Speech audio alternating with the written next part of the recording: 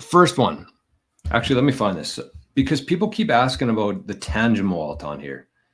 And I want to find, I have a tweet here that I wanted to share in terms of why people shouldn't be using the tangem wallet. So let me find this quickly. And I don't mean to scare people here. This isn't meant to cause fear with people. I'm not selling anything here, but I'm just telling you, like, if you're using tangem, there are significant holes in that wallet. And so you don't have to panic. You don't have to move it today. You don't have to go out and spend a whole bunch of money, but just take actionable steps towards getting a new wallet. Get an air gapped one. And tangem might even be air gap, but there's a lot of holes in it here, as I'm about to explain. But you can always use your tangem or your Trezor or your Ledger for like a decoy wallet. So don't just throw it in the garbage and get all mad about it, but you can use it in your own security setup. So this is a 1 of 4 thread on why tangem is crap. So let me just read these. These are not my words. This is from E4 Pool on Twitter. So it says they lied about their audit. The actual tangem wallet was first audited in December 2023. They lie about this and say that their 2018 was the first audit, but there was no tangem wallet in 2018. They lie about their open source. Firmware is closed and always has been. The mobile interface is not the hardware wallet. The next one here says provided source code of mobile interface cannot be compiled because of private part of code. So it sounds like tangem is claiming to be open source, but they're not. They also lie about their apocalypse scenario. They use private APIs in their client. If API goes down, you cannot move your crypto. Next one here says stupid seed phrase implementation because seed generated in insecure environment on a smartphone. Stupid passphrase implementation because it's just import, but not how passphrase must work. I don't understand that one, but anyways, they call it stupid. And stupid propaganda of seedless method.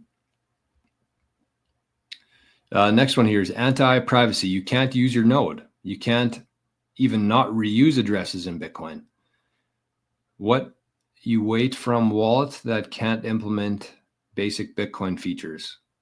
Be safe, avoid shit wallets. The grammar and punctuation here is horrible, but it says do your own research.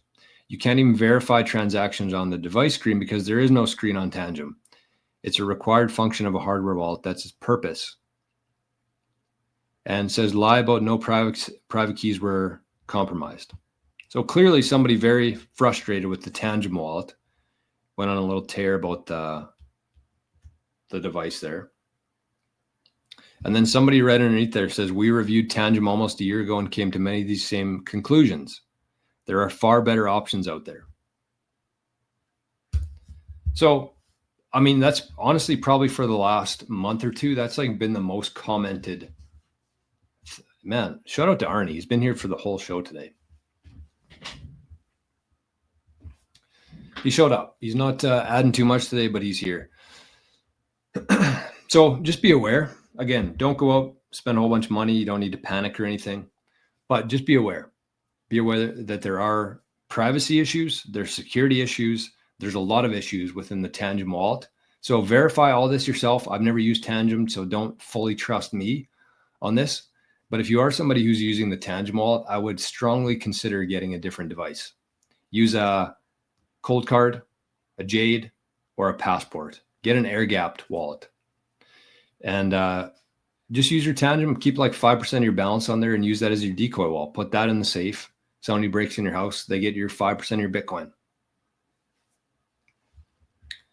So that's the tangem wallet.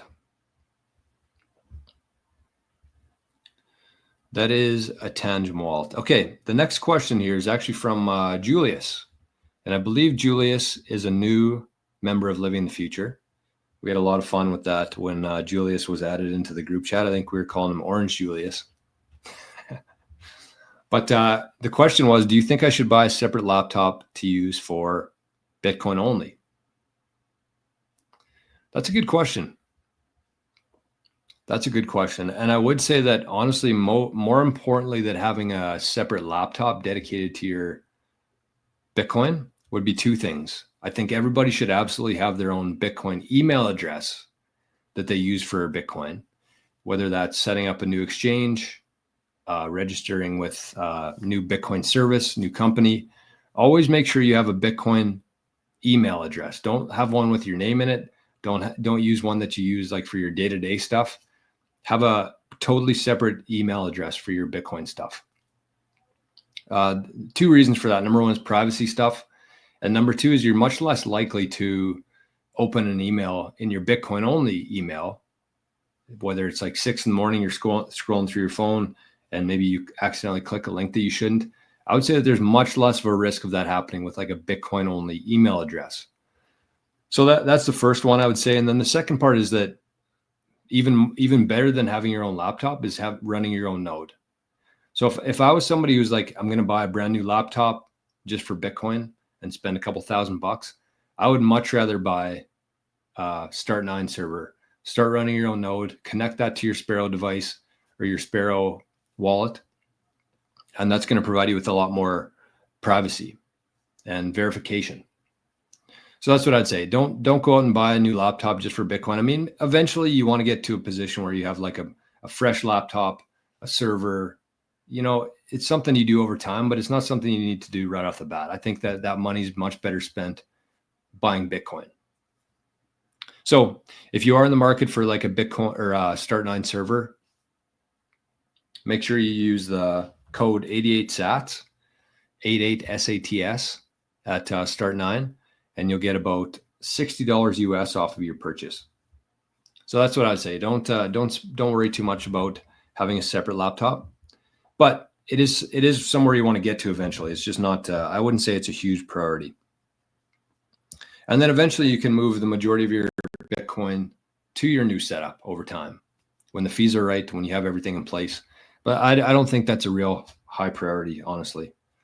And I could be wrong about that. And if I am, I'm sure the comments will let me know.